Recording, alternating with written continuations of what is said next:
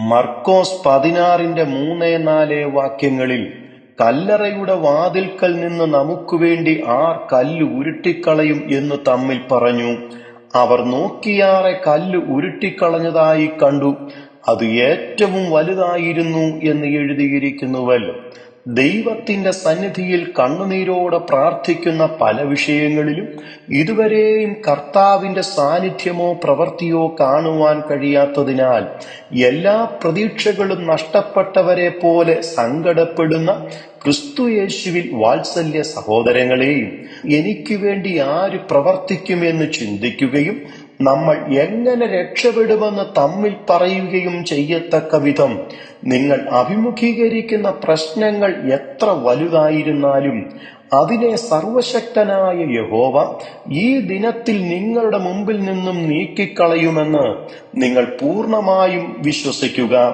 മത്തായി 28:2 കർത്താവിന്റെ ദൂതൻ സ്വർഗത്തിൽ നിന്ന് ഇറങ്ങി വന്ന് കല്ല് ഉരുട്ടി നീക്കി അതിന്മേൽ ഇരുന്നിരുന്നു എന്ന് എഴുതിയിരിക്കുന്നത് പോലെ കഴിഞ്ഞുപോയ ചില ദിനരാത്രങ്ങളിൽ ആ വലിയ കല്ല് നീങ്ങിപ്പോകുന്നതിന്റെ ഒരു ലക്ഷണവും കണ്ടില്ലെങ്കിലും ആഴ്ചവട്ടത്തിന്റെ 1-ാം നാൾ പ്രഭാതത്തിൽ കർത്താവിന്റെ ദൂതൻ സ്വർഗത്തിൽ നിന്നും ഇറങ്ങി വന്ന് ആ കല്ല് ഉരുട്ടി നീക്കിയതുപോലെ പ്രിയ സഹോദരങ്ങളെ, കഴിഞ്ഞ ചില നാളുകളായി നിങ്ങളുടെ പ്രാർത്ഥനയ്ക്ക് ഒരു മറുപടിയും ലഭിക്കാതെയും പ്രശ്നങ്ങൾക്ക് ഒരു പരിഹാരവും ഉണ്ടാകാതെയും ഇരിക്കുന്നെങ്കിലും ലൂക്കോസ് 1:13 സെഖരിയാവേ ഭയപ്പെടേണ്ട, നിന്റെ പ്രാർത്ഥനയ്ക്ക് ഉത്തരമായി എന്ന് ദൈവത്തിന്റെ ദൂതൻ സ്വർഗത്തിൽ നിന്നും ഇറങ്ങി വന്ന് സെഖരിയാവിനോട് പറഞ്ഞതുപോലെ നിങ്ങളുടെ പ്രാർത്ഥനയ്ക്കുള്ള മറുപടിയുമായി ദൈവം തന്റെ ദൂതനെ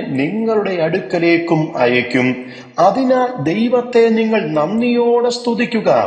നമ്മളുടെ കർത്താവായ യേശുക്രിസ്തു ഇന്നും ജീവിച്ചിരിക്കുന്ന നല്ല കർത്താവായി നമുക്കുള്ളതിനാൽ ഈ കർത്താവിനെ സ്നേഹിച്ചും തന്റെ കൽപ്പനകളെ പ്രമാണിച്ചും കർത്താവിനോട് കൂടെ നമുക്കും നടക്കാം. ദൈവം അതിന് കൃപ ചെയ്തു തരുമാറാകട്ടെ. God bless you.